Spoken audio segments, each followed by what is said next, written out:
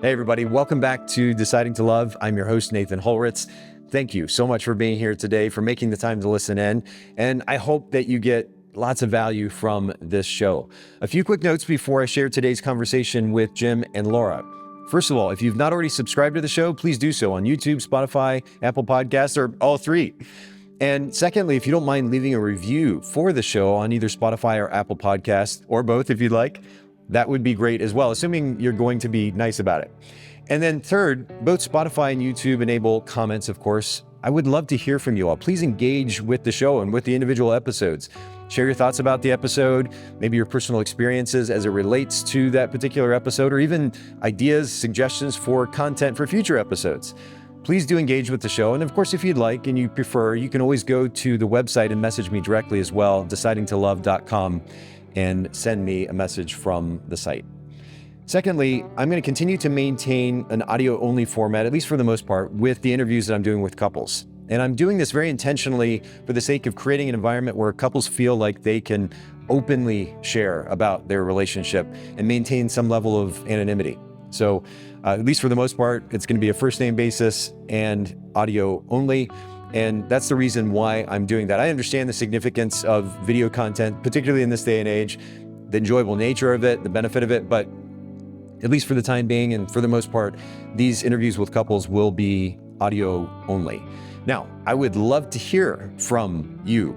If you're in a romantic relationship of 10 years or more, you don't have to be married technically or legally, just in a committed relationship of 10 years or more, you still are crazy about each other, you're excited about the relationship, and you'd be willing to share the ideas, the principles that have enabled you to create that wonderful dynamic in your relationship. If you're interested in being in the show, I'd love to have you on. So go to decidingtolove.com. You can click on share your story and apply to be on the show.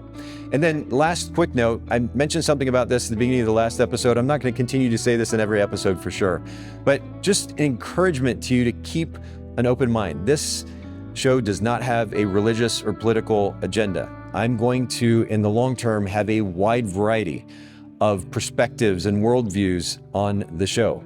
And so my intention, my so-called agenda is not political or religious in nature.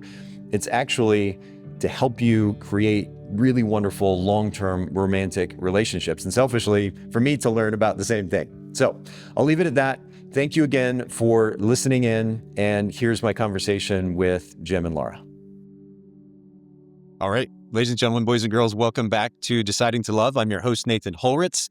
It is good to have you here today, and it is a privilege to have Jim and Lara on the show today. Guys, I was saying this before we started recording, but thank you again for your willingness to jump in and be guests on the show here, early days. Absolutely. Absolutely. Yeah, it's our pleasure, man. Thanks for having us. We feel honored. Yeah. Well, and you guys have been together, is it married 27 years or in a committed relationship for 27 years? What's the kind of backstory there? Relationship 27, married for 25. coming up in Yeah. June. So yeah. 25 this June. Yeah. Amazing. Well, I alluded to this in the last episode, but I'm very much a romantic, and it's a large part of what's even driving this show. Why I even wanted to start the show in the first place. Romantic relationships are super important to me, and particularly understanding them. And obviously, that's what's driving the show, is exploring how to create long-term romantic relationships, not that we just exist in, but that we actually want to be in. And for a couple like yourselves who've been in this relationship for a long time, and you're like, yeah, we want to talk about it. Like we're still here, we're in it, and we've got something to share. I think it's very fitting that we chat with you guys today. And I guess to begin with, to go to the backstory, like how you even met each other in the first place, I'd be curious to hear. Well, funny thing is I was attending a wedding of one of my roommates who was getting married back in like early, like mid-20s. And at his wedding, I didn't really get to observe much of the wedding because I was extremely distracted by this super hot photographer that I couldn't help but notice. I was like, dang, that girl. And so I was literally kind of just watching her the entire time, only to then later find out that I was already friends with her sister and didn't know it. And we all went to the same church. It was a big church, so we just didn't know, that, because a lot of people there.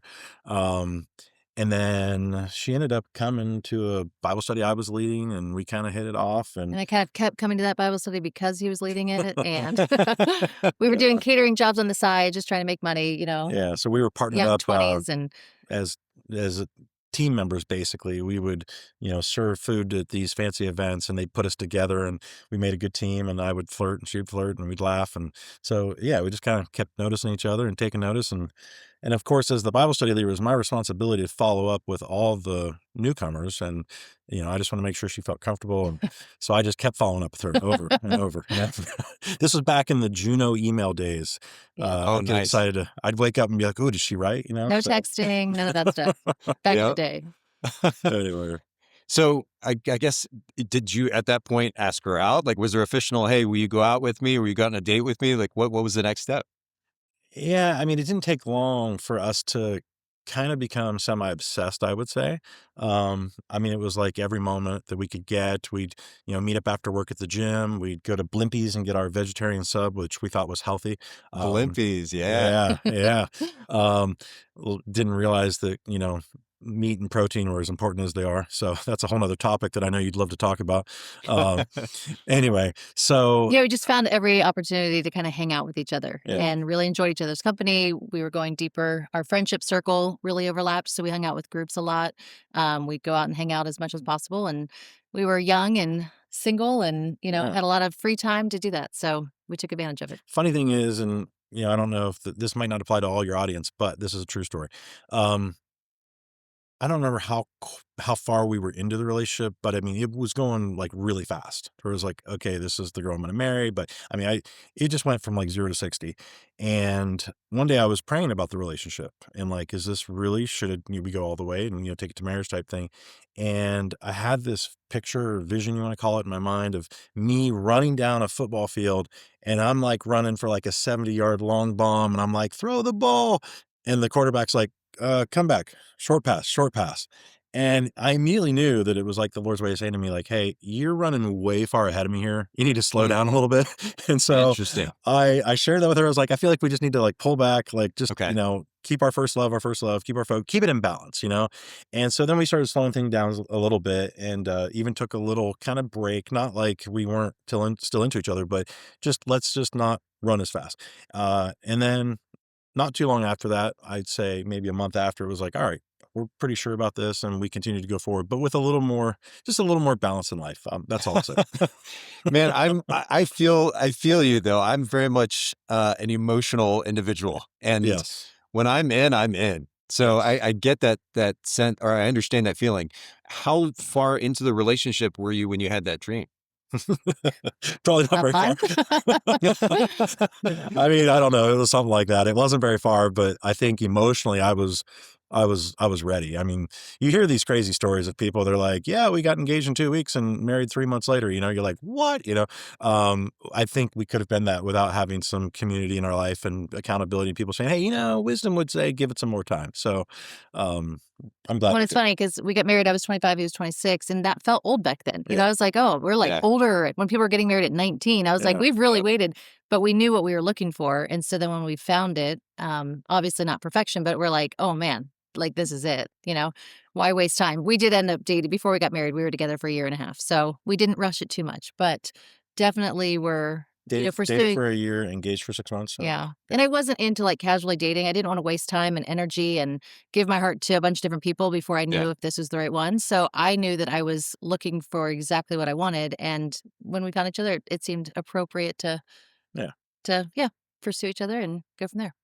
Okay, so two questions here. First of all, did you end up, like, in hindsight, do you see a benefit or list of benefits from having taken more time to get to know each other? Like, do you think it made any difference in the context of your long-term relationship that you did take more time? I would say yes and no. Okay. Let me qualify that statement. Yes, in that I had stuff I needed to work through, commitment issues, Double-mindedness. double-minded. Yeah. Like I had this grandeur idea of what my life was going to look like. And if she didn't, fit that mold perfectly, then how do I know that this is going to work out? When you say double-mindedness, do you mean, what do you mean by that? Okay. So, man, this is a deep topic. I don't want to go too deep, but I even wrestled with whether I should just be single my whole life. Like, Okay. just stay single-minded, like I had these grandeur ideas of being a missionary to like unreached people groups, and it takes a very special girl to want to do that with you, you know. And I was not that girl. And she wasn't that girl.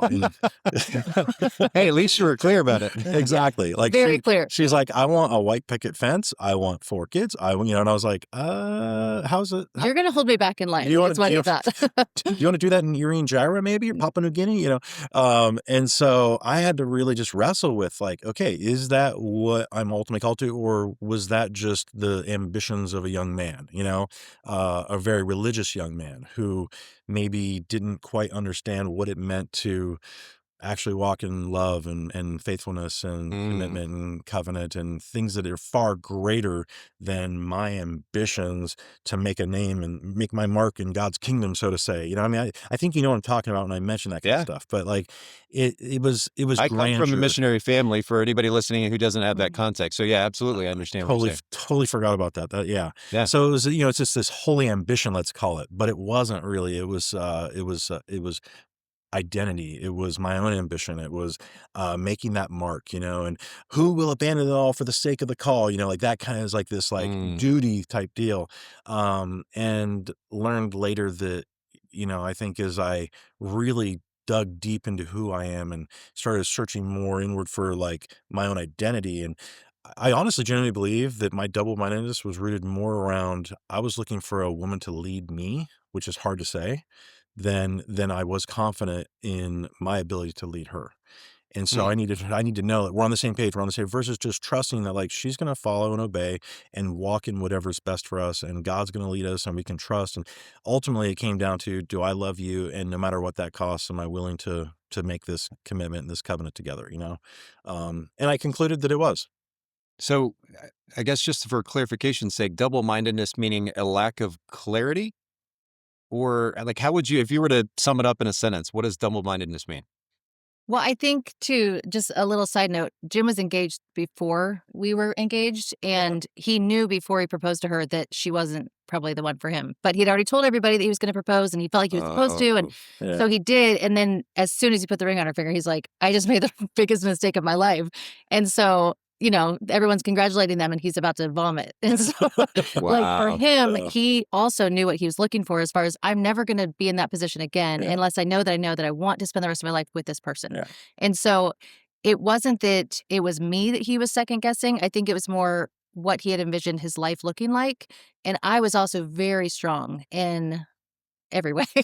But like my strength was something that I wasn't willing to compromise just for the sake of getting engaged and like creating a life together, and compromise what I felt like I was called to do. So I think that the fact that I wasn't just blindly following his lead to go over and be a missionary overseas for the rest of my life was a concern for him. He wanted somebody that was potentially going to do those things, and that wasn't what I was being called to do. And so I think for him, the wrestle was more, what is my calling in life versus who I want to spend it with. So I feel like, and correct me if I'm wrong, but I feel like he was really confident in his selection of me as being his wife. It was just, is this the path that he was supposed to take for the rest of his life? Do you know what I mean? So like you've even said, like when he's walking down the aisle, he had such confidence that like, this is the person that I want to be with, and the Lord will make our path clear, whatever that looks like together. So yeah, I really think, to sum it up, it would be that I had this almost an idol of what a well-lived Christian, I'm doing air quotes with my fingers, by the way, life looked like, and it looked a certain way. It was you this extreme missionary work, this, whatever. And like I said, it was just a young man's ambition. It was my ideas of Christian grandeur versus the stuff that actually I think really matters. And that's being faithful, being consistent, holding to my, commitment and covenant, honoring my wife, loving my children, like doing these things day in and day out, even when it doesn't feel easy or like it brings the immediate satisfaction that I might desire. Right. So those things are far greater than anything I could accomplish, so to say. Does that make sense? I think so. Yeah. I want to come back though. There's so many different directions, and I love this conversation already because it's just flowing easily. There's so many different directions we could go here, but I do want to come back though to one thing. Lara, you were sharing earlier kind of your perspective, your side of the conversation. Do you feel like you said that you didn't want to just kind of casually date any and everyone? And I can very much relate to that idea because, again, because I tend to be an all or nothing person, if I'm in, I'm in. And the idea of constantly emotionally going that deep with multiple people, just on a simple level, seems exhausting. It also seems to kind of take away the, and I don't mean this in a religious way, but like the sacredness away of that level of emotional commitment and investment in somebody. Had you had enough experience dating prior, though, to Jim, that you were super clear on what it is that you were looking for? Or how did you have that kind of clarity? I probably dated 3 different guys before Jim. It wasn't something that I didn't date a lot in high school. I dated a handful of guys, and when I did, it was like it was a committed relationship. Um, Always focusing on, my walk with the Lord, were they solid in their walk with the Lord, purity, all of those things. But I didn't want to waste time and energy giving my heart to people just for a fun weekend or, going out casually. I knew what I wanted, and Yeah, it was somebody that I could respect.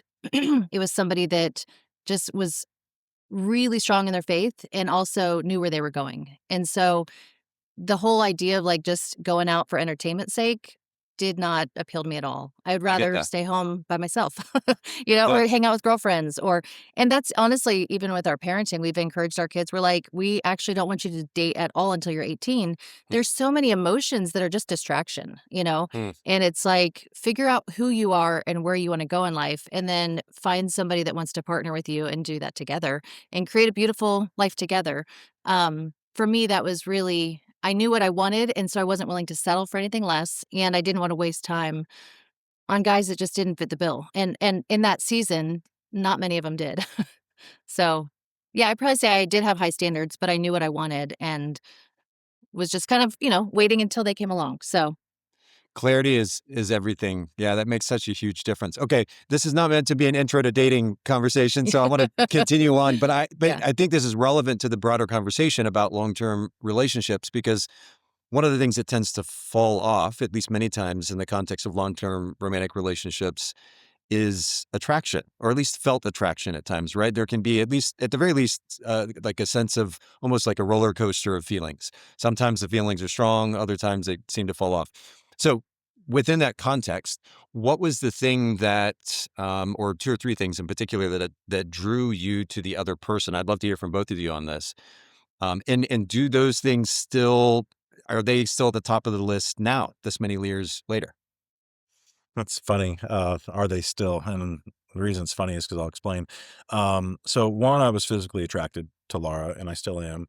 Um, Two, I could tell, even without really knowing her, just the way she carried herself, the way she handled herself with the camera, and the confidence. I was like, dude, that girl's strong. Like, she's independent. She Mm. just has like a confidence about herself. But I could tell she didn't have that pretense of like trying to impress everybody. And like, I've never known anyone who could give 2 craps less what your credentials are or what your name is. Like, she doesn't have like that celebrity, like, oh, she's just like, you're a person like me and I'm a person like you and we can connect. Like, it doesn't matter. Yeah. And so I love that about her. There's also a feistiness to her. I Mm. mean, like, when I do I tell the story about the monkey brains? Um, so I think so. I can't believe I'm going to share this. All right, Okay. man. Uh, Going along with that missionary yeah, mindset. so the double-mindedness, back to that, sorry. But, like, we're sitting in the car, and I'm like, I just need to know that, like, if we're sitting there, like, in this tribal group. Now, mind you, I have been to tribal groups. I've done some pretty extreme stuff around the world. So, like, this isn't just like, oh, some fancy idea, but, like, I've been in situations where this could be a possibility. I'm like, if the chief of this tribe is offering us And by the way, monkey Jim, will you brains. just give like a 10-second summary as to your, like what you do professionally, if you're willing, even if you would just want to vaguely refer to it, just Yeah, so sure. people listening and have context as to why you would even be with tribes. Gotcha. Well, currently I run an organization called Thirst Relief International, and we do long-term sustainable clean water solutions all over the world. We are a humanitarian aid organization only. That means we only provide the clean water. But we often do partner with Christian missionaries because they're there doing the work and they love people and they already have the connections. But yeah, so previous though, in my former life, I had done some traveling and missionary work myself and different Okay. things. And it's funny because I used to take pictures everywhere I went, and I was like, man, if I wasn't gonna be a missionary, I'd be a National Geographic photographer. And ended up marrying a photographer and become photographers and did quite well in it, you know. Um, but when I made that statement, I had no idea how elite a National Geographic photographer really was, you know. Yeah. And you didn't just choose that career. But regardless, we're sitting in the car and I'd already proposed. She's got the ring on, and I am like double-minded about like, are you gonna go along with me in this thing, this journey, you know? And I'm like, I mean, I need to know that if there's a chief that's like offering us monkey brains to eat, that like you've got to be willing to eat those brains because we could offend him, and that could close down our opportunity to share the, Yeah. you know, the gospel with him. And she literally says, unless Jesus Christ appears to me in the flesh himself, that I'm not eating those monkey brains. No, wait, what'd you say? Something like that, yeah. Or maybe even if Jesus Christ appears himself, I'm not eating monkey brains. So I mean, it was extreme, and I was like, oh wow, like this girl's strong. And that was the thing. She had a strength and a resolve and a like conviction of, I know who I am, and I'm not shifting who I am for you. And she took the ring off and was like, I don't know if you threw it, but you're like, you need I was like, if you don't love me for me, this probably isn't going to work out. Yeah. Like, I don't want to be who you think I should be. I want to be who I am, and I want to be loved for that, you know? So that was really the moment where I'm like, okay, am I holding on to some idle idea of what my life's going to look like? Or do I want to like secure the greatest thing I've ever had? You know, like this is a sure bet. Like I want this girl in my life. And no matter what that looks like, I'm in. And so I had to make that decision. And I will tell you, once I laid down that whole idea, I don't have any other word for it than to say this idolatrous idea of what my life needed to look like. It was like a picture that I felt I needed to, you know, walk in and fulfill. When I laid that down, I can say, honestly, I've never questioned it since. Like we've had all kinds of horrible moments in our marriage, but I've always known, no, I chose her, and I'm glad I did. And I'm so grateful that I didn't waste the opportunity when it was in front of me. So ultimately, the strength and personality, and it sounds like that. I mean, even just listening, hearing you talk earlier, Laura, I sense the strength in you. And I think I will say, like the last long-term relationship that I was in was with somebody who was a very strong personality, and so much so actually that and it wasn't just about strength, but it was kind of to your point, Jim. Somebody who was very confident and comfortable in and of themselves, and didn't need to prove themselves, wasn't out to try to put on a show. And so much so that somebody that I was around professionally a number of years ago actually commented very specifically on that. And I'd been used to being in relationships with people that were kind of, for lack of a better description, at least at times anyway, high drama. And to be around somebody who not only had a strength of personality, but also was calm and confident and sure of themselves was a refreshing thing, number one, to be on the other side of, but two, also kind of shown the spotlight back on me and challenged me to be better in that regard. So I can very much relate to the idea of that being appealing. Laura, what about you? What about Jim attracted you to him? Or you to him to you? There you go. We definitely had chemistry. Like he was funny. He made me laugh. So that was kind of probably the thing that got my attention first.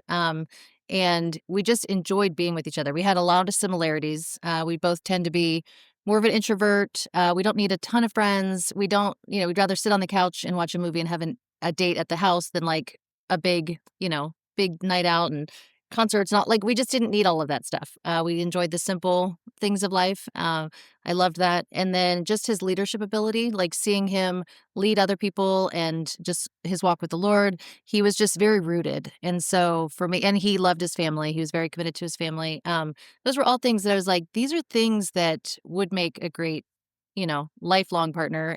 And then also was in the back of my mind, family was really important to me. So just seeing like, what are characteristics that I would want for my kids to have in a father? And so just seeing his leadership ability, his, obviously, he had a lot of passions for Jesus and all the things, but that was very attractive. Just that he knew where he was going, and had a lot of life experience. Like he'd been all around the world, and so that was all things that I just found, very attractive versus just tinkering with little jobs here and there, and just I was just very drawn to that. So, but the chemistry was definitely, and also in our hard times, it was a great for me to be able to kind of look back on those times and be like, I did really like you at one point and you really liked me at one point, Yeah. And so, but that was good. It was good to be able to have those memories of like, I actually did like you as a person, and that is one of the things that kind of brought us through the hard times too, you know?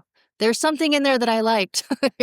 And so, yeah, we just really enjoyed each other and had a lot of similarities at the root level, so I have a question. This is totally off script, not questions I sent to you guys in advance, but I have a question about the idea of leadership. And just to be clear, for everybody listening in, or for the people that are going to be listening in, it's going to be a wide ranging audience. Some religious, some not, and certainly the guests that I have on the show, some religious, some not. I know that leadership, from personal experience, of course, growing up in a missionary family, spending a lot of time in the church, the idea of leadership carries a lot of significance, particularly in kind of traditional Christian marriages.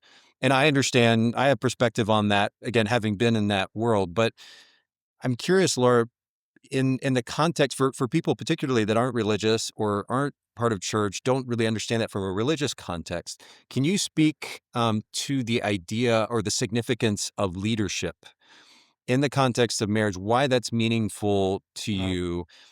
I guess from a place that might be relevant to those who aren't necessarily religious? yeah, I mean, I think that there's a level of respect rooted in there was a security that I saw in Jim, and that was rooted in Jesus. So obviously, that for us was the root of it. But it's funny. Let me. It's totally fine. I know I put you on the spot here, but No, it's this totally is fine. this is a concept that I've been very curious about, because I'll say, just speaking from personal experience, there are some leadership tendencies that I have, and that comes from, I guess, a development of personality, certainly my experience running companies. But then I'm also a softie at so much of the time. Like I very easily go there. I talked about being romantic earlier, but at the end of the day, like I'm just a lover and a softie. So much of me is that. Mhm. And as I'm learning more and more about relationships, part of what I've been learning about is the significance of the idea of, the masculine versus the feminine.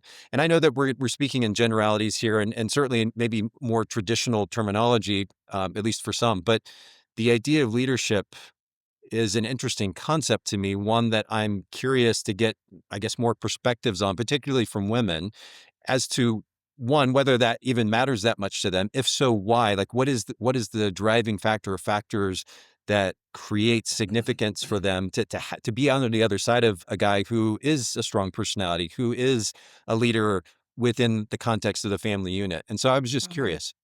Yeah, I think at the root of it, it's respect. Like, do I respect you as a Mm, person for who you are? And if I don't respect you, I just don't think it would ever work out. Right. mm, So, like, I dated a guy that I thought, I was going to marry at one point, and my dad was like, meh, I don't think you're going to marry him. And I was like, really? Why not?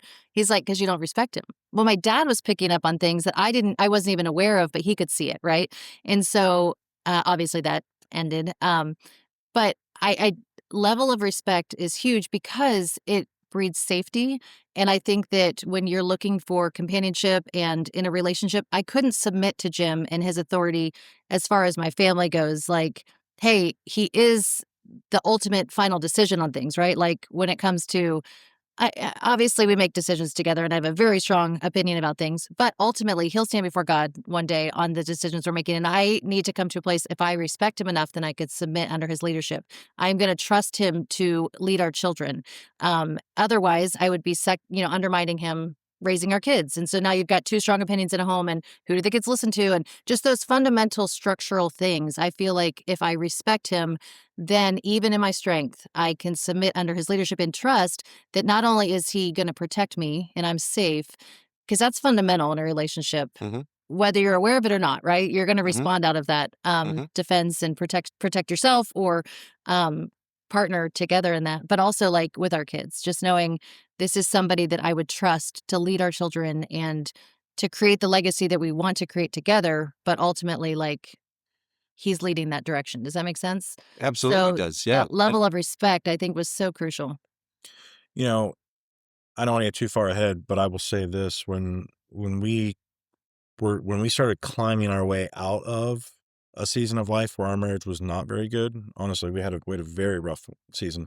Um, the One of the key components, and you can correct this if you think I'm overstating, but I really do genuinely believe that one of the key components of it was that I stopped letting my emotion direct my response to her. Hmm. Or, so you talk about the masculine and the feminine, and obviously those are generalities, and like we can't, it's not a one size fits all always, right? I mean, Agreed. Agreed. I've got certain tendencies that some would say are more feminine, and other, she's certainly got some that are more masculine, but in general terms, the masculine is more the container, and the feminine is more the water. It's more fluid. So maybe it's a little more emotional driven, and I'm more objective driven, a little more concrete, a little more like, so like it's, if she feels safe that I can contain her emotion, her feminine, and that I can bring strength and concealment to it in a good way, she doesn't feel like she has to be her own protector. She doesn't have to, you know,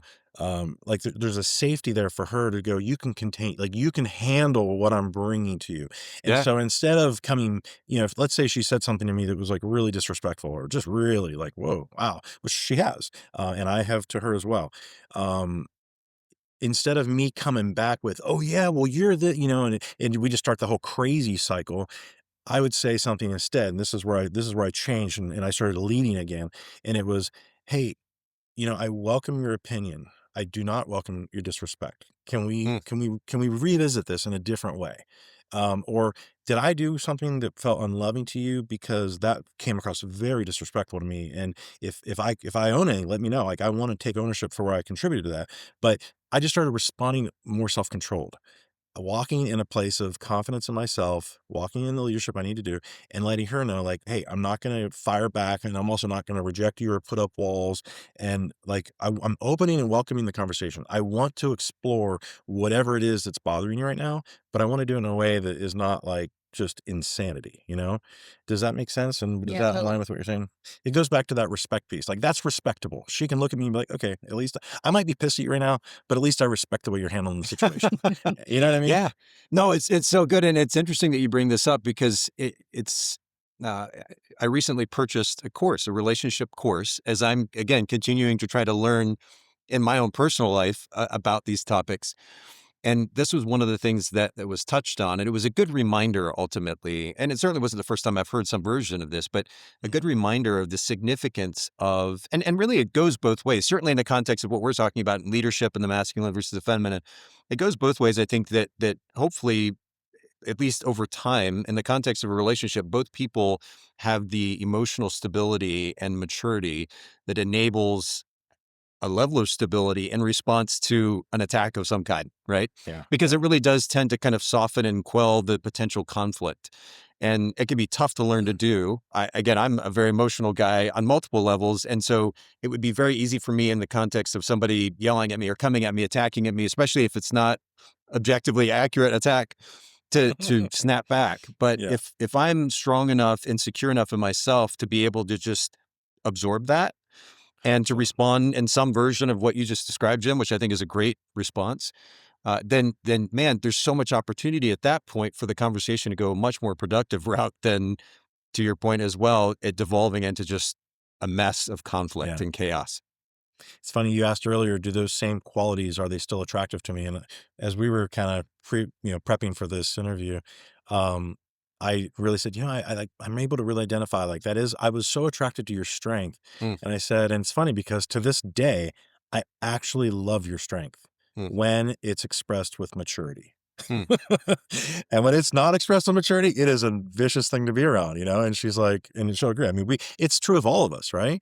We have to walk in maturity, and we have to walk in love, and we have to have self-control. And the Bible says the fool gives full vent to his anger, right? Like there's no sense in that. And the truth is, if we're committed to one another, the last thing I want to do is tear her down, and the last thing she should want to do is tear me down. But it's human nature. When you're discontented in yourself, you'll want to look to blame someone else, and it's Yep. the closest person to you usually. Yep.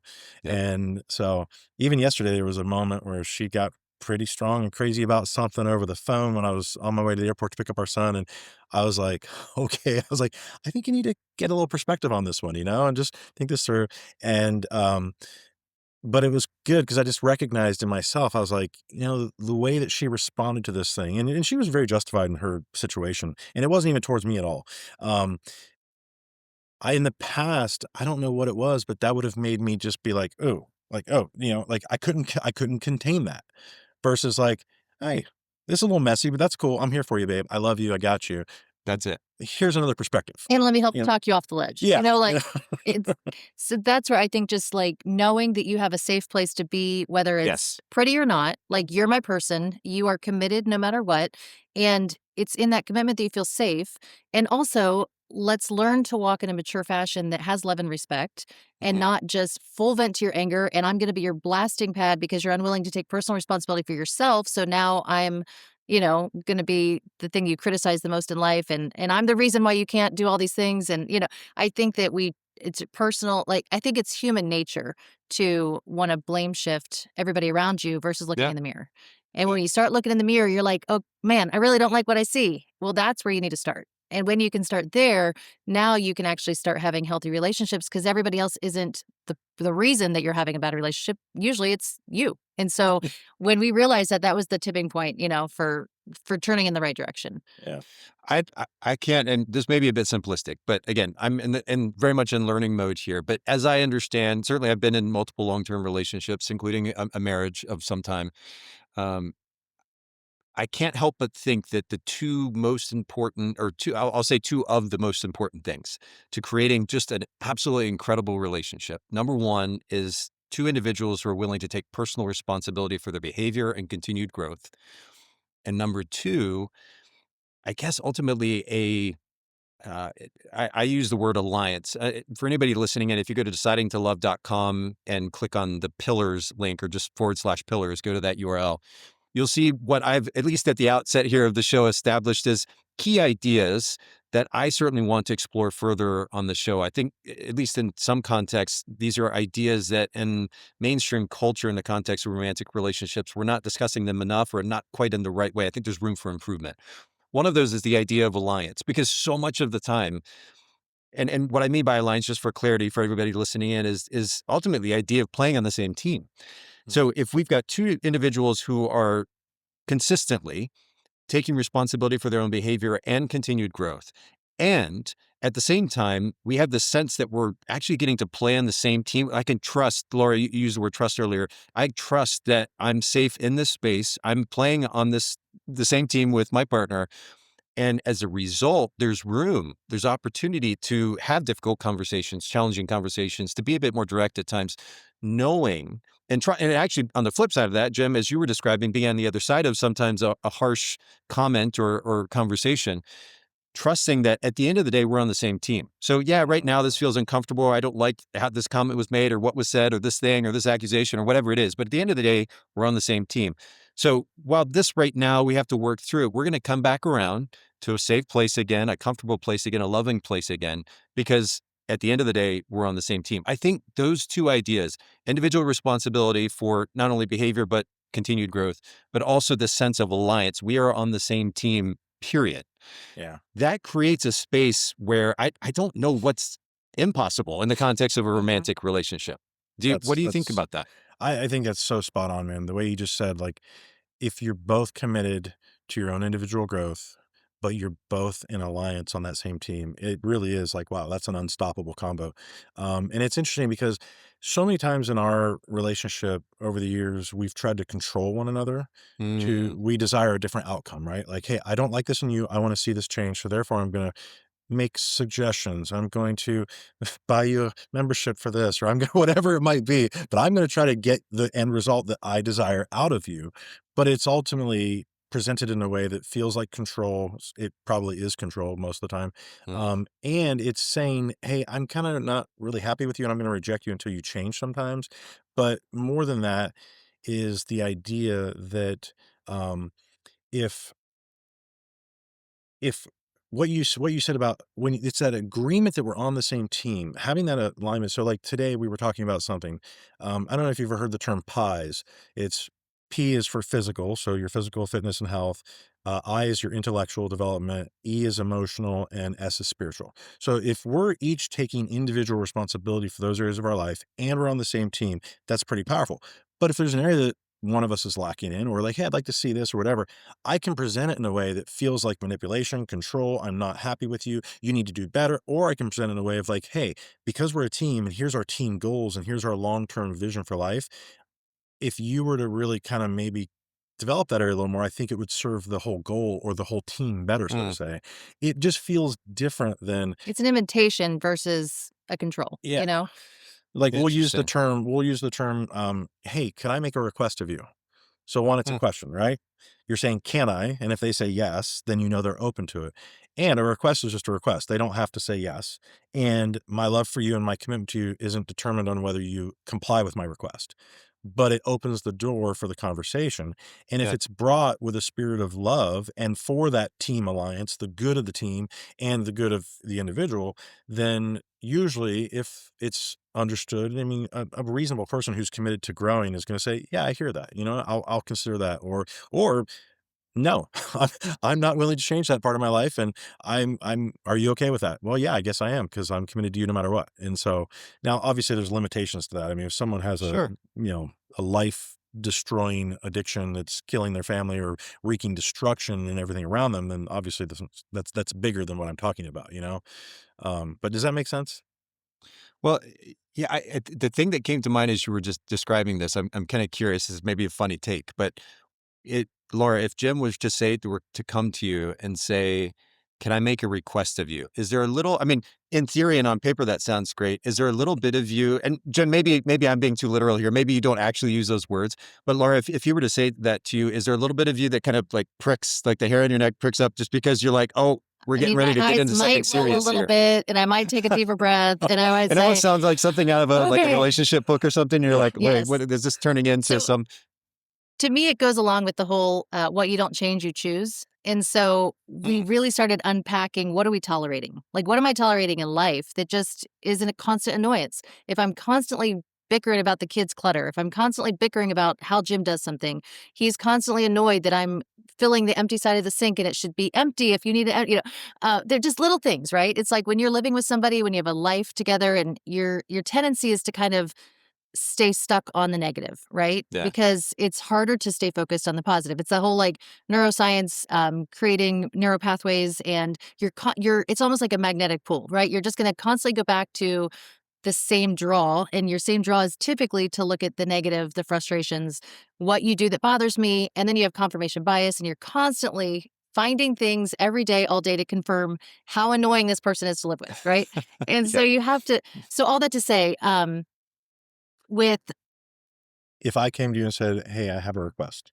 So if Jim comes to me, I've learned to just recognize I can either continue tolerating things or I can change them.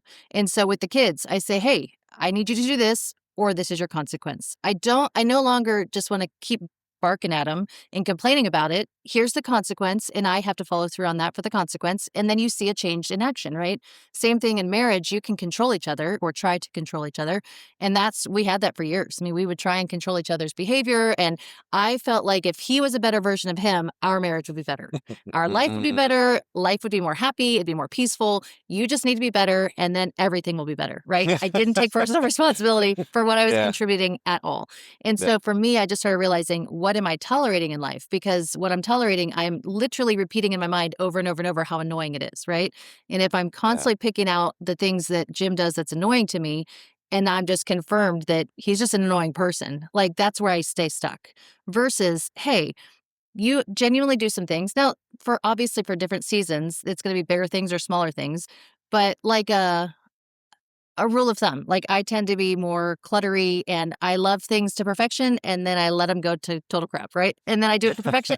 Whereas Jim is definitely more of a manager. He likes things clean and clear. He likes a little more of the OCD side, but I like to call it the right way. he likes it clean, right? And I can appreciate that. But Yeah. he has to constantly remind me, like, hey, babe, can I make a request of you? And I'm like, Mm. okay. And he's like, can we please keep the side of the sink empty? When I come over to the sink, I need to have a spot that I can, okay. So now I have a choice, right? I But can when he either, says that phrase, is there something inside of you that kind of goes in defensive mode, or do you just like, have you kind of I guess, It's it reprogrammed your nervous system to be willing to learn to accept that when he's it's a coming in. progress. It's a Okay. process for sure, because I've realized when I make a request of him, I genuinely want him to hear it, and I want him Yeah. to respond the way I want him to Okay. respond. I also Okay. have given up, like, we both have kind of relinquished control in that. It's like, listen, you could say go pound sand, or you could say I love you enough to care about something that's important to you. It's not important to me, but it's important to you. I can work on this. So now I make a mental note of, like, if I want to be a good partner in life with Jim, I'm going to hear his request and I can choose to do it or not. But if I'm communicating love to him and if I'm wanting to see our marriage have less stress and less friction points, then I'm going to be more thoughtful during those things, right? So it's just a way to kind of respectfully, instead of nagging and controlling and just being annoyingly angry all the time, of like, you always do this. You never do this, right? Always and never come into your vocabulary a lot. And it's like, if you stay stuck in those places, there's not a lot of hope for change. But when I can say, hey, can I make a request of you? He can say begrudgingly or joyfully, sure. And I'll add to that yes, we do. We still sometimes will roll our eyes, or if I'm looking away, if she can't see my face, guaranteed, it's like, oh boy, here we go. Here Yeah. it goes. Yeah. But Sometimes it's like, you know what? Can you wait a few minutes? Like, Yeah. can we have this conversation Yeah. later? Like, I That's don't know what what you're I- about to ask. well, Yeah. that's the thing. Yeah. That's why it's a question. Hey, can I make a request? You know what? Can you hold off on that maybe in a day or maybe in a few hours? Like, it's just giving them the chance to open the door or not. But Okay. when you consider the alternative of they don't say anything, they don't say anything, they don't say anything, and they blow up because they haven't had a chance to make that request, that's not good either, right? Or you And just it's live in a not, place of resentments. Like, you Yeah. just start building up resentments all the time of just like, you're just actually annoying to live with, you know? yeah. And Versus, it's not that that's the only alternatives, right? Maybe there's other options out there, but for us, we've just discovered that over the course of 27 years, there are certain things that repeatedly bother us about one another. Thankfully, we like each other more and we like more things about each other than the things that do. But there are things about Lara I genuinely don't think I will ever see her become a person who doesn't lend towards cluttered. Just that she like enjoys the chaos, I guess. I don't know. And I'm never probably going to be someone who doesn't want things nice and neat and tidy. But we live together and we have 4 kids and we have 4 cats. Can you believe that? Anyway, and 2 dogs. And like, there's just a reality of I have to let go of some of my stuff. And she also has to go, hey, you know what? I can try to do that a little more, just because we care about each other enough that even if the eyes do roll for a second, I think, well, would I rather her hold that in and not have a chance to actually share how she feels about something and give me a chance to actually, accommodate that through saying yes to her request or no. And it really depends on the well, topic. and it doesn't have to be small little things either. It can be Yeah. bigger things. Like, hey, can I make a request of you? Can you put more time into planning dates? Like, can you make me feel seen or important or prioritized? Or like, it can be things that do hit at a heart level that are bigger or more impactful in your marriage. But what we found is it's those little daily annoyances that just start stacking. And then you're just annoyed at the person a lot. And so then it's hard to get over the annoyance and see the love because you've tolerated a lot, right? And it could be in business. Like, we've been business partners since we were married. So we are together 24 hours a day, every day of the week. Unless he goes fishing, we're together. And so we do everything together. And so there's a lot of room to have a lot of annoyances, right? And so you can either choose to be partnered. And like you were talking about earlier, it's like, we're on the same team. Like, when I'm struggling, I want you to come alongside of me and help pull me out of the muck, And when you're struggling, I want to have grace for you to be able to be in a bad mood. I want to have grace for you to vent your frustration, and then also let's partner together to pull you out of that. Like, let's not stay stuck there, And it's when you feel partnered and you feel like you can show up exactly where you're at and still be accepted and loved, that is where you feel the safest. And that is where I can trust that Jim's going to pull me out of those spots that I need pulled out of. Yeah. Instead of it just being like, can you stop being in such a bad mood? Like, you're really drawing the data, like, it's really annoying to be around. He's like, no, I don't want you to be stuck there either. Let me come alongside of you. You do have that partnership that genuinely we didn't for that season. Like, we were at such odds and it was so hard. I mean, it's a miracle that we stayed together. But all that to say, in that, it's like, well, you can stay stuck there and we can be in misery for the rest of our life, or we can start making those baby steps and daily choices to move in the right direction. And so part of that was just, instead of trying to control your behavior, I'll make a request of it, and you can either choose to love me enough to change these things or not, So But I would say even more powerfully than the request, I think it's a very healthy thing that we've, practiced. but it's the taking that more personal responsibility for myself. Like, really, where are the areas that I need to show up better in life? Taking care of my fitness, my intellect, what am I putting in, my emotional well-being, my spiritual life, like just taking that as like, hey, no matter where you're at, I'm responsible for these things for me. So I can't blame you if I'm not, because if you're taking care of those areas in your life, you can be pretty darn happy, even if your spouse isn't, right? Like, that's my opinion, at least. And Yeah. for years, I feel like we were a bit, codependent in our Yeah. emotion, even where it was like, well, if she's in a funk, that affects me. And yes, it does change the ethos of your home and the culture of your family at times and so forth. And, that can be bad, but it can also be great where you're just like, man, I really don't want you to stay there. If I can help you out, I'd be happy to. But if that's where you're at, I love you. You can be there. That's fine. But I'm going to be real happy over here with me because I'm doing great. And because I'm focused on me versus like, I got to fix you so that I can be okay. Does that Well, make- that's a great example of good leadership, I Yeah. think too, right? Like in a context like that, and this is another thing that I've been kind of exploring as well for myself. To your point, Jim, about the idea of codependence, I've been so guilty a million times over for so long of playing into the other person's emotions, and it wasn't. The intention was good. It was, Yeah. oh, I see that you're feeling bad. What can I do to fix it? How can we get this better? I guess there was some selfish kind of behavior built into that, certainly. And ultimately, it wasn't healthy. What you're describing is a much healthier existence, I think, in the context of a relationship, which is what am I making sure that I'm showing up? It sounds a bit cheesy and cliche, but like as my best self, am Yeah. I taking care of myself and continuing to grow on all these different levels that you described? And as a result, I'm able, even in the context of my partner being in a not so great spot, to Mhm. continue to set a really positive environment or to create a really positive environment within which they're struggling, which at the very least is going to make it easier for them to exist on the other side of me. Mhm. And then maybe by continuing to lead, not playing into their emotion, but continuing to lead from a better place, better as in I'm in a better mental state or emotional state, that might help pull them out of the dumps, if Mhm. you will, at that or at some point as well. I think it's a Yeah. great example of leadership. And by the way, this can happen going both ways too, I think. Mhm. Well, I think that's actually what makes the healthiest relationship when two people are really trying to be, living optimally, let's say, As as individuals. individuals. Yeah. That makes a marriage of like, wow. Because if I'm feeling challenged by where she's doing amazing and she's stellar, that makes me go, I want to rise. It's that, the rising tide rises all ships kind of thing. And Yeah. it's like, there's just inspiration there versus like, sorry, could you One hear of the that? four cats. Uh, I think that oh, yeah, it's okay. Okay. anyway, we think a mirror just fell off the wall. Oh, Anyway, yeah. so I don't know where I was at. The Rising rising tide. tide, yeah, rising tide rises all ships. And if she is living in a way that inspires me, then that makes me want to rise up, right? Not everybody responds that way. Some people I mean, I'm sure you've experienced this being the ultra fit man that you are. Um, some people respond to that with, dude, what are you doing? How do I get this? I love it. You're inspiring me. Other people are like, dude, who do you think you are? Put your shirt on, right? Like, who does he Sure. think he is?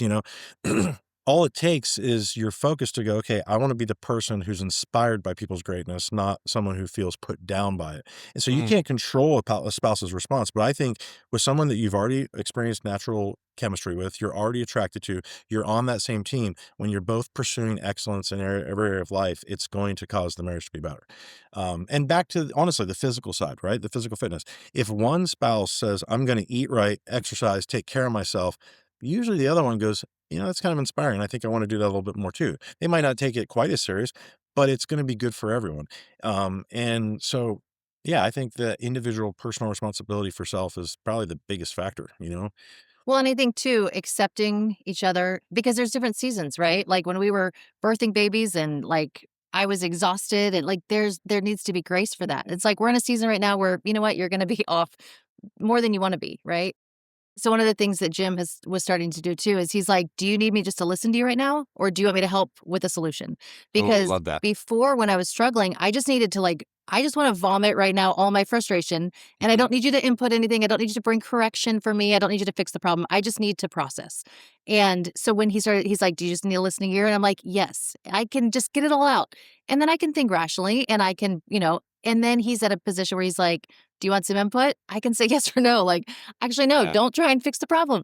But when I feel like he's partnered with me and he's not against me, I'm so much more open, even in the moment, to be like, yes, bring me out of this, get me out of the funk, like help bring perspective, right? And then That's very cool. quickly we're partnered again and we're able to get back on track. And it's not a big deal. Whereas before, if I was off, then he was off and he would have to try and fix the situation and bring correction of like, hey, this isn't probably the best way to respond. It just brought more tension. And so just being able to be partnered, that is such a huge thing. Like, you're my person. I know that you have my back no matter what. And you're going to help bring perspective, but also love and let me just be and also help me shift, And so it's pretty big. I actually can say with all sincerity, I genuinely regret that I didn't figure that out sooner, because Asking that question of, do you need me to listen or help you with the solution? and it's the whole container idea. Like, do you just want me to be a container for you right now? Like, I can hold you. I can hold your emotion. I can be here with you. I don't need to fix you. Don't need to bring correction. Don't need to put you in line. Now, the scripture said, like, I don't need to preach to her. I just need to be with her, let her deal with the stuff, and let her know I'm here with you. And that's good enough, right? And usually in that position, she does end up saying, okay, I'm ready I'd like some input. I need another perspective. And I've heard her tell people in public all the time. She's like, Jim brings balance to me all the time. Like, he'll show me, and and I know that in the end she appreciates that I do have an alternative perspective, Sure. but I, it's the timing. It's the letting her know, like, you can be wherever you're at, and I'm okay being there with you. It doesn't mean That's I have cool. to go down there. I don't have to get emotional. I don't have to get crazy. I don't have to get all angry, but you can be, and I'm still here, and I'm right here with you. And I think for so many years, I don't know. It's funny. I mean, literally, I could try to process it right now. I don't know the answer. I don't know why that was so hard for me, Hmm. but it was like, it's almost like I just wasn't solid enough or confident enough or stable enough myself to be able to Yeah. handle it. And, Yeah. it's like, oh, no, no, no, no, it can't be like this. I don't know. It's like, uh, I'm not sure, but I just know that when I figured it out, it really, really did create a much stabler, more safe environment, and our relationship really, grew from that. So, Well, and two, I think the ultimate goal isn't to stay in that place where, yeah, hey, I can just explode out of frustration. It doesn't happen often, but it's like just knowing that I've got that listening ear, I've got that partner, and over time, your perspective shifts and you're like, you know what, this isn't really that big of a deal. Like, I'm not even going to give it my energy anymore because it'll fix itself over time. And so I do feel like you're continually moving the pendulum to a more healthy, stable place together, but then even individually, and Yeah. having that partner beside you to kind of help push you along, I think is super important, it's funny. Just I'm thinking about this whole thing, and I know that this is not a religious podcast, but you know that we very much are. Yeah. But I'm just thinking about how the Bible says that Jesus is the bridegroom, and we are the bride. So the church, right? Well, and it makes very clear reference that in marriage that we represent like the Christ head and with the bride, and there's that parallel. And I just think about prayer, and what is prayer? Oftentimes prayer is just communicating to God all your struggles, all your stuff, laying it out there with no Hmm. hindrance. Hmm. And it's like, he's never like, stop, I can't handle it. I can't handle it. It's like, no, Right. it's just like, bring your burdens to me, bring your worries, cast your cares upon me because I care for you, says the Lord. Like, and so being in that place as a husband of just that stable rock, that man who can handle it, being that solid container and be like, hey, I welcome it all. I'm here with you. It's all going to be okay because we're in alliance. We're on the same team. We're going forward. It's going to be it's going to be okay. Yeah. Rather That than that like ego-driven response of either correction or let me fix this for you. yeah, yeah, It's so much of that's driven by ego. You're right that the reasoning may vary from situation to situation, but ultimately it's an ego-driven response. yeah. And certainly I've been guilty of doing that a million times over as well. And I think you're bringing a really great reminder, particularly to guys, Jim, of Mhm. not only the importance of that, but how to go about doing that in a really simple way. I think it's a great example for us. I love the way this conversation has kind of flown off script. For anybody listening in, just to kind of break the fourth wall, I send an outline of questions to our guests in advance, just so we have an idea, like together we have a general idea of the direction we're going in the conversation. The caveat, of course, is that Jim and Laura have experience teaching and speaking. And so doing a podcast like this is not a foreign concept. You guys are just great communicators as a whole. And so I'm going to take your lead. I don't want to keep you too much longer here. But rather than continuing through the questions that I had planned in advance, there's one in particular that I want to ask you about. And this is something I'm certainly going to explore quite a bit on this podcast and future episodes with other couples as well. But you talked multiple times about the idea of annoyances. And for somebody who's not been certainly lived with anybody for well over a decade at this point, in the marriage that I was in previously, but not been in a committed long-term relationship in a bit either.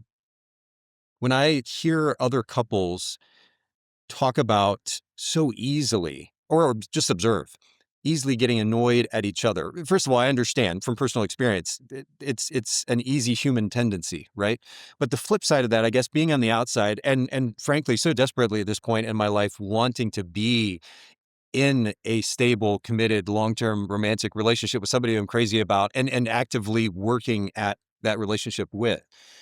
The idea, as I'm observing from the outside, first of all, I'm a bit jealous looking at these relationships. I'm like, I wish I could be in a relationship with somebody. And two, how in the world, you're so lucky to get to be in that relationship with that person. How are you so easily getting annoyed at that person, right? That's kind of the outside perspective. Again, empathy all day long, because not only from personal experience, but also because I just understand it's a human tendency. But I'm curious to get you all's take when it comes to this idea, because you talked about the idea of being annoyed at each other.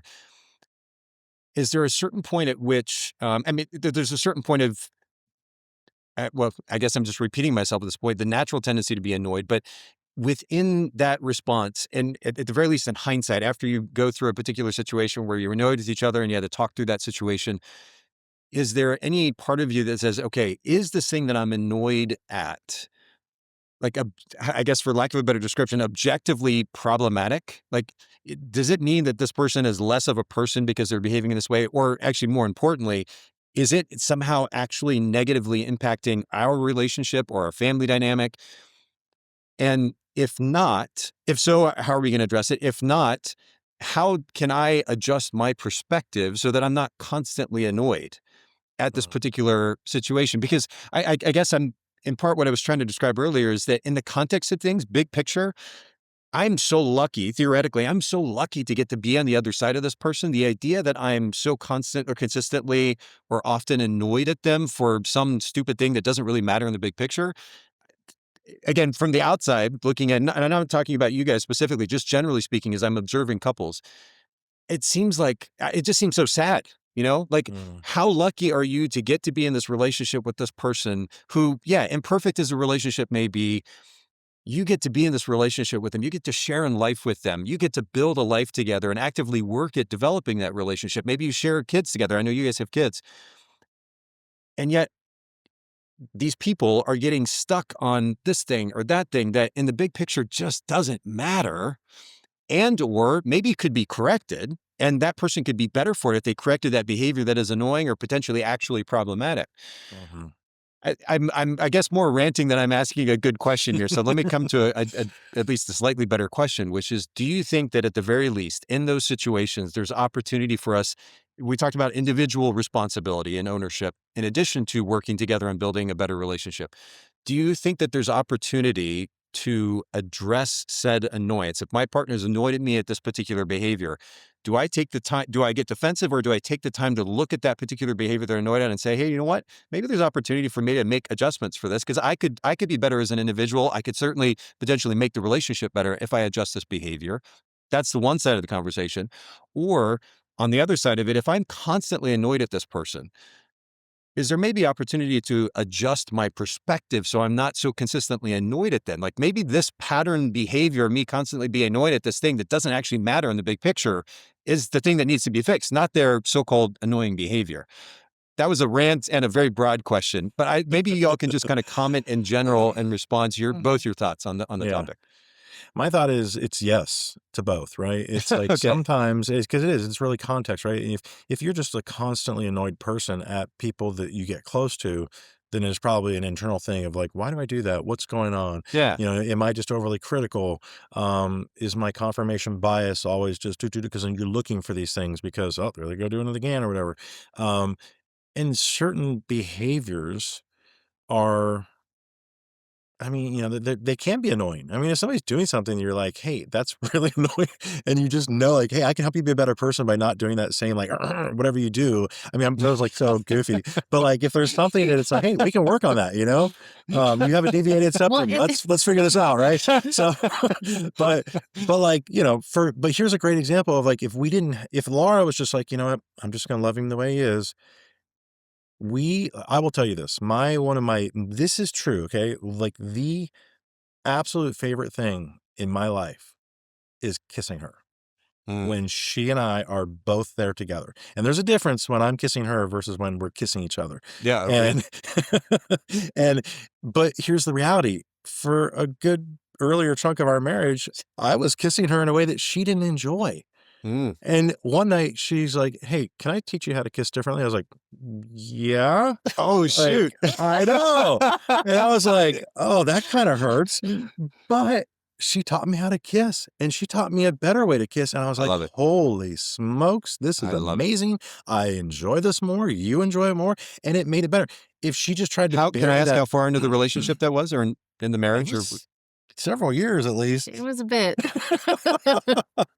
Let's just say we already had kids. I know that. So like if she didn't, I wish she'd have taught me earlier. I really do. And it's just one of those things where that communication and that safety, she probably didn't tell me That's it. earlier because she didn't feel like I could handle it. yes. But that safety and that place of like, I can bring this to you. It all comes down to that. Do I feel safe? And is my motive in bringing it out of love?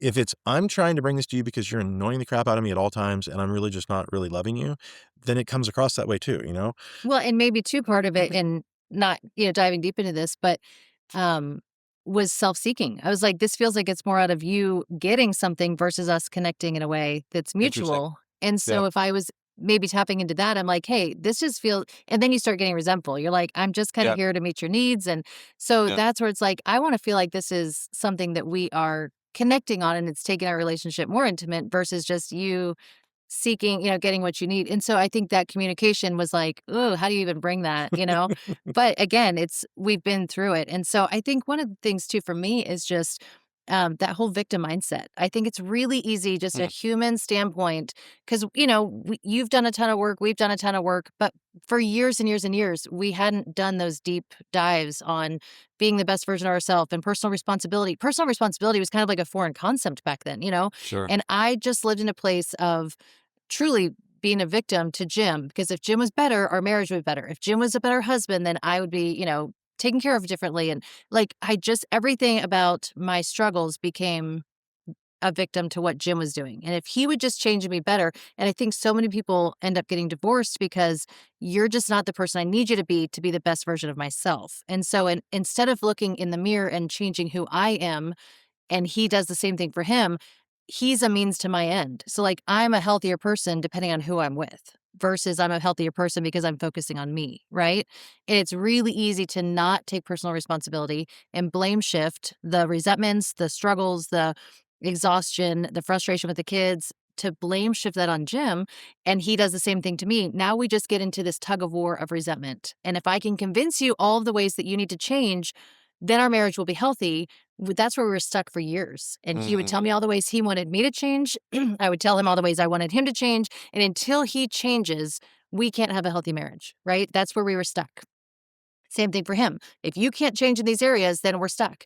And it just became a place of resentment, and it was miserable. It was. And so it was like, well, I guess the only option is divorce, but divorce wasn't an option for us. So then it was, well, we're going to commiserate and we're going to live together. And Commiserate. I mean, literally, it was like, you don't make me happy. I don't make you happy. You actually drive me crazy. And my confirmation bias was looking for every opportunity I could find to prove why he was the one that was at fault. Right.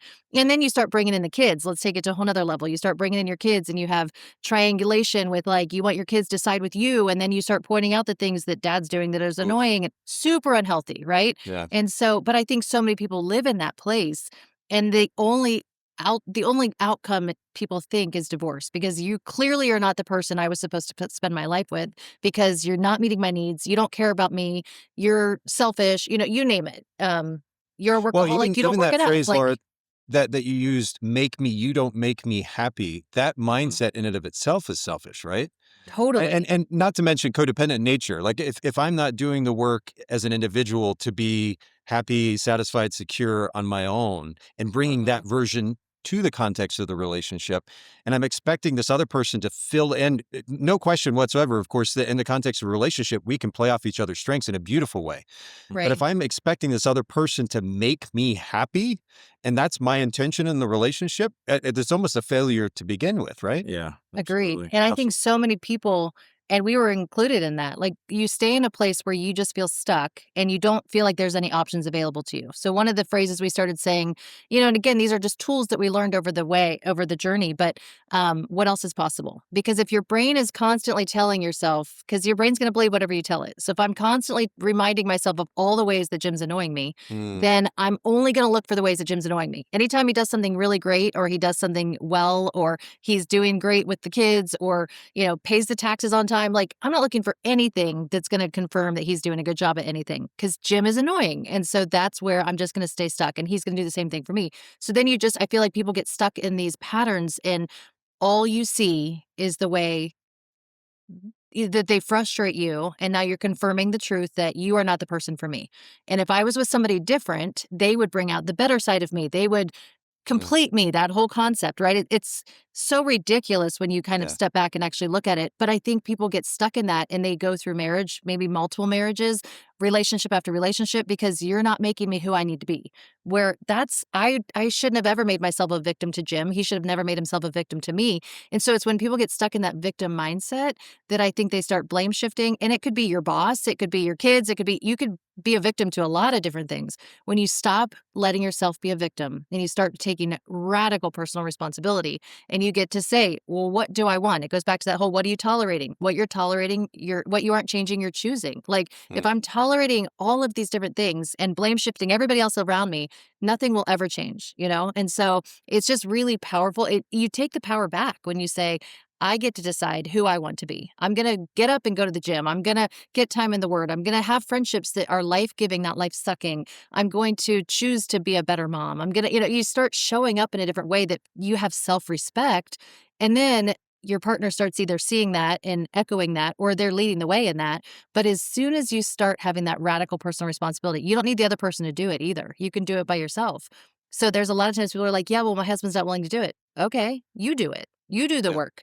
You know, the husband can say the same thing. She's moody. She's like, whatever. Okay, well, you be who you're supposed to be. Guess what? That's going to be respectable. She's going to see that and she's going to want to follow your lead. And so I just feel like those were the biggest changes that we made. And then I think too, I mean, there was a season where it was like, well, name the things that you like about each other. And to your point, it's like, why can't you guys just see all the things that you appreciate, right? Why can't you just enjoy spending time together? I mean, there was a season, you want to tell that story about David? Sure. It's powerful, but Yeah, I mean, we were in such a rough place that I was like, I'm leaving. I'm going to Florida. My escape was to go fishing. And so I headed to Florida with my boys. She stayed home with the girls. And as far as she was concerned, I could stay as long as I wanted to. I mean, it was like, which was tempting. Good for riddance, fishing. huh? Yeah, exactly.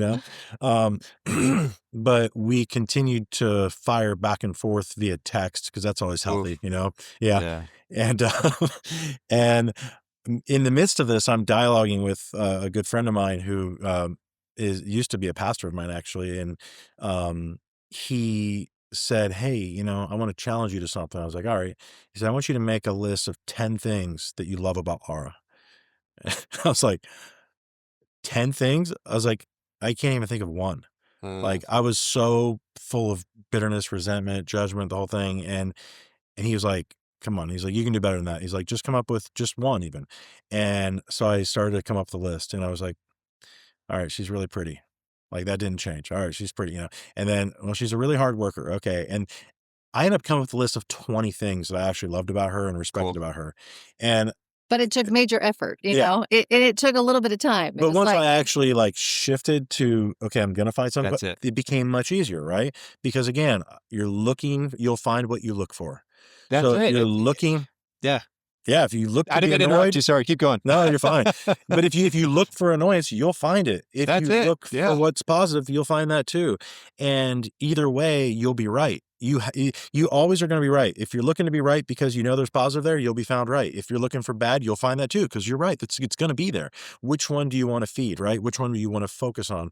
And the one that you feed and focus on is the one that will thrive. And so, anyway, I ended up firing off. She had fired off some terrible text to me of something, and all the ways he needed to change, I'm sure. Yeah, I'm sure. And I literally just sent her a text and said, "You're really pretty."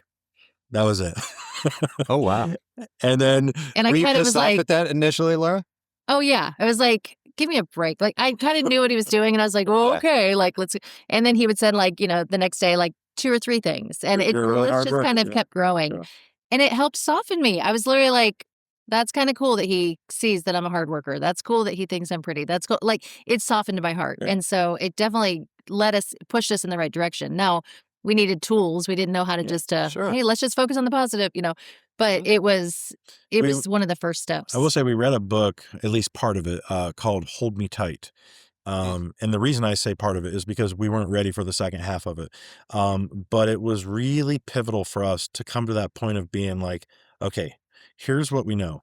I will always see the bad if that's what I'm looking for. I'll see the good if that's what I'm looking for. But which am I choosing today? Am I going to choose to go forward with you? It's the alliance piece. And we had to re-fortify that alliance to say, okay, going forward, we're committed. And we can either be committed and make this really good, or we can be committed and have it be miserable, but we're not backing out. And we reaffirmed that covenant commitment we had with one another. We both had to resolve that divorce wasn't an option. Yeah. That wasn't ever good. And there were times when I was like, well, you should leave. And he's like, well, you should leave, because neither of us were going to choose that. There were times we both really hoped the other one would actually break their covenant. We're like, you really should leave. But it just wasn't an option. Yeah. So we knew we are either going to cohabitate in misery, and it's going to be miserable for everybody, or we got to figure this out. Yeah. Like, the years were flying by, and we only have so many years, like, we don't know how long life is. And so let's figure this out, if nothing else, for the sake of the kids. Right. And so but in that, our kids saw a radical shift. I mean, we still talk about that season of life. Shift, yeah. And part of it has been so instrumental in teaching them to own your crap. Say, I'm sorry. You know what? Please forgive me. Like, I was wrong in that. I'm sorry for my attitude. I'm sorry for the way that I just snapped at you. I'm sorry. Like, we just became really radical in that. And they got to watch us model that. And that's been instrumental, huge for them, So I think it's really easy to try and take personal responsibility. But then when you do screw up, because we all will, we're all human, to radically own it. Because when the other person screws up, it's amazing when Jim's like, hey, you know what? I'm sorry I was a total jerk back there. I'm sorry that I responded in that tone or that attitude, or please forgive me. And I'm like, thank you. Like, that, it honors me when he does that. And same for him. He feels honored when I recognize, hey, I recognize that's not how I should show up in our relationship. I don't want to be like that. Forgive me. And so it was instrumental also. It's that whole personal responsibility, right? Own it on both fronts. Yeah, also, and rooted in the very idea that this whole show is built around. And I think it's a good place to maybe finish here, which is, I'm making a decision, which, as the way that you described it and where you guys were at, you're like, divorce is not an option. The word, and maybe you know this, but the Latin root for the word decide, the show is called Deciding to Love. The Latin root for the word decide means to set aside all possible alternatives. Blinders on, focused. And when that's the mindset and that's the baseline, then you're naturally then focused not on how can I get out of this or what do I hate about this person, but what can I do to make this better? Yeah. And if my partner's that same mindset, then again, we won't fail. We simply won't fail because we're collectively working to find the good and to make this better. But it takes, I think anyway, that baseline decision and the commitment to drive then the change in behavior. If that's not there, then it's very easy to get stuck in that cycle where, to y'all's point, you're fixating on the negative And you just get stuck in the vicious cycle over and over Yeah. and over and over and over Yeah. again. Well, I If think I'm because of just, human nature, it's something where yeah, if divorce is an option, it will be what you choose Yeah. because yeah, marriage is going to get hard. Like Yeah. it's easy to like stand back and be like, I think it would be amazing to have somebody that you live this life with it. But you will get frustrated with each other. They're just daily annoyances because we're human, right? It's like Mm. ideally those things don't bother us, but they do. And so I think it's unrealistic to think that they won't. And so just having a resolve to say, you know what, if I do make a commitment to you, this covenant relationship, and I do choose to be married to you, we're going to figure it out. It's going to suck sometimes. Let's be realistic. It's going to suck. You're going to drive me crazy. I'm going to drive you crazy. But in that, I'm not going anywhere and Yeah. we're going to figure it out. That is where I think, to your point of just that long-term commitment has to be a resolve before you hit the hard times. Because when you hit the Yeah. hard times, the easy way out is to be like, you're just not my person. I made a mistake, Yeah. you know? Do you mind if I comment on that covenant piece that you'd asked me about? Because please, yeah, we'll finish with this for everybody listening in. The question that I'd sent just to kind of break the fourth wall, Jim and Laura, when I have a guest come on the show, they'll send some principles or ideas, key ideas that they've learned in the context of their relationship over time. And one of the things that they sent to me, and I'll just read this verbatim, was covenant is what holds us, not our feelings, not our emotions. Our covenant has been the bedrock of the relationship. So yeah, Jim, please take it from there. Well, I love the way you challenged me on that. You said, so for someone who's not religious, how does that apply? Right. Yeah. Basically.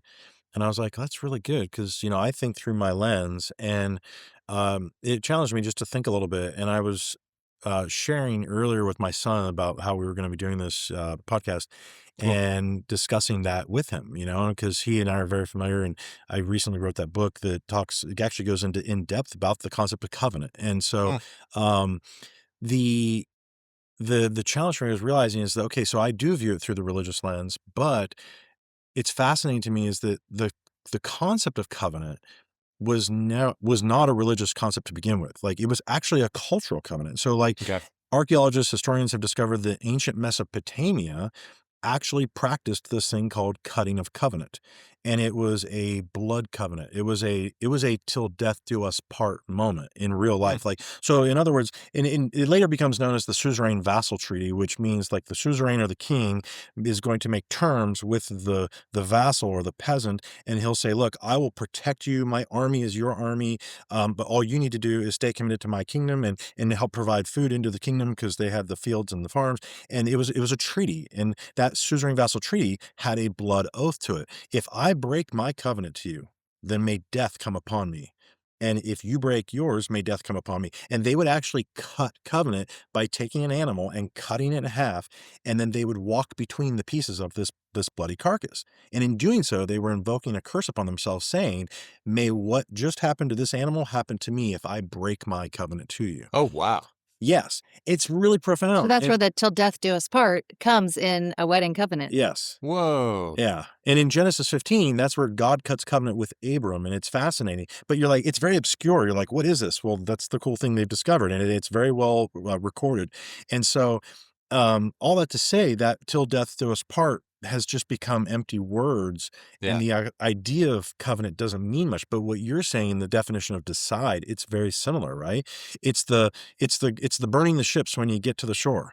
We ain't going back, right? And I will say, I don't think that without that, in whatever terms you want to put on it, deciding, covenant, no option, whatever, I don't think it's possible perhaps to really have a lifelong romantic, connected, deep relationship that will last, because the nature of a human is simply selfishness, inwardness, criticism, all of it. And if your go-to is, man, I think I'll feel happier if I just get out of this, that's what's going to happen. But if it's not an option and it's not possible, whether you're religious or not, it's probably going to produce a really great thing for you. And so in my mind, it all comes down to, what is your vision? Is your vision to be like, for me, my vision is to be on my deathbed with my loving wife by my side, hopefully still, surrounded by kids who love and respect me and grandchildren that adore me. Mm. That typically doesn't happen with broken marriages and families and so forth. And I'm not saying it's impossible, right? Redemption is amazing. It's beautiful, and goodness and restoration of relationship can happen with humility and love, and like it's so good, right? That's the beauty of what we have. And children are so forgiving when parents are humble, right? I love that. But if I want that and I want to have that as, that's my goal, then I'm going to stick through this thing no matter what. And so, anyway, so take the religious side out of it. I think it's what makes good treaties. And so did the Mesopotamians, right? I think it makes good commitments. It makes good relationship, alliances, right? It's that same word. And so when there's the option of out, then you're always going to question, is this relationship secure? And if it's not, Well, just like a business partner, if you're always questioning the integrity of a business partner, let's not even take it in the context of marriage, you're going to always be second guessing, Yeah. right? And so if Yep. you know that you can trust without a doubt in a marriage, in a business, like in a partnership, then you can truly be who you're supposed to be. And whether it's weakness or strength, like you are able to flourish in the fullness of who you are because you don't have a doubt that they're going to abandon you in the midst of it. Yeah. So, and there are terms to a covenant, right? And so those terms matter. That's why it's really important. Well, what are we covenanting to? Like, Hmm. obviously in the Christian faith, if you have an adulterous affair, well, that actually is breaking the covenant. You can get out of it if that's the case, right? You can still choose to forgive if you want to, but there are terms, and those terms are important. And so just making up vows, like we've been to, as wedding photographers, he's been to a lot of weddings, right? I couldn't Yeah. help but laugh at, like, especially after being married, I couldn't help but laugh at some of the vows I'd hear. Like, I vow to never be angry with you. And I'm like, oh good luck with man, that one this is gonna be rough. Tomorrow. Yeah. So it's like, no, the vows are, look, like our vows, one of them was, I vow that when I wrong you, that I will come back to you with a heart of repentance and sorrow and ask for your forgiveness. Because I'm going to. Right? That's the thing, just having that sober awareness. But her vows, I will forgive you in that, right? So it's that mutual, like, just recognizing the reality of humanity, recognizing that we are not perfect beings and individuals, and we must walk in love and grace and forgiveness, but you have to have the humility and the fortitude to do it, right? I'll end with this. The Bruno Mars song.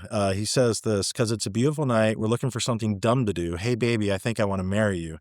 Is it the book in your eyes? Is it the look in your eyes? Or is this dancing juice? Who cares, baby? I think I want to marry you. I'll go get a ring, let the choir bells sing, like, so what do you want to do? Let's just run, girl. If we wake up and you want to break up, that's cool. No, I won't blame you. It was fun, girl. So they're going to the chapel and they're going to get married on a whim. But hey, if you wake up in the morning, you don't want to, you break up, no big deal. And that's, I feel like, what our culture has sadly become with relationships. Did it feel good for a night or maybe 3 nights or 3 years? Man, it doesn't feel good anymore. This relationship no longer serves me. It always breaks my heart when I see these couples who are like, we mutually agreed that it's no longer serving our needs. And I'm like, it's going through the fire yeah. that's going to refine you. And sometimes marriage is that fire. Yeah. It's really painful, but it actually will Yeah. ultimately bring you to a better And place. I'm happy that it's mutual and that there's not animosity, at least on Facebook, right? But but at the end of the day, carrying through that and saying, I'm there, I've decided, the ships are burned. That's the recipe for success. And yet in the midst of that, you can, like she said, commiserate for a lifetime, which we didn't want to do. That's my new favorite word. Yeah. And so I'm just incredibly grateful that, man, by the grace of God and by our fortitude and willingness to get serious about stuff, and for the resources that we found and the people that were supportive, we've come out on the better side, and far from perfect, but far from where we once were, and actually more in love than the day we got married, which is great. More Lara, can soberly, you I actually should echo say, that more sentiment? soberly in love, right? Yeah. Yeah. I think that it was very easy to choose each other on our marriage, or on our wedding day.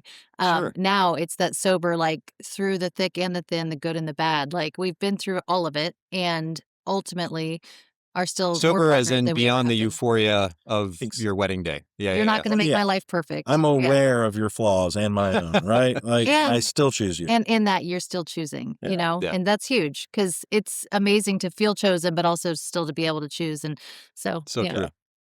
You guys summed this up wonderfully. And just real quick, you mentioned earlier the book Hold Me Tight, Yes. and you just said different resources that have been helpful. Can you think of one or two more? I'm going to put these in the show notes for everybody listening in.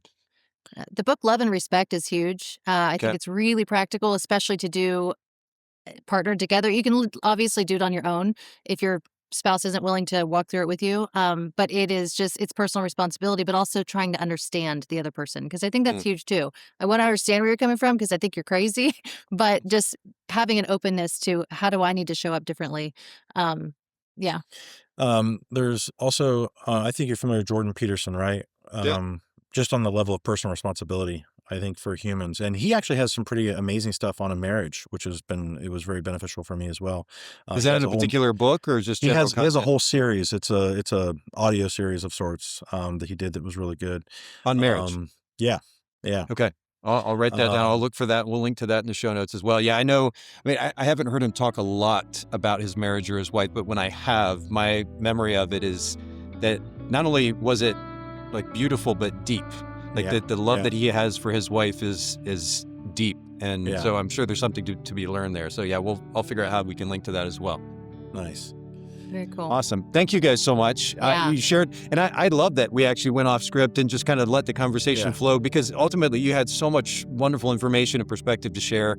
Thank you so much for doing this show. For everybody listening in, if you haven't subscribed yet, please do that. Like, comment, ask questions, leave your thoughts about today's conversation. I appreciate you listening in. And thanks again, Jim and Laura. I appreciate your time today. Thanks so Absolutely. much. Our pleasure. Thank you.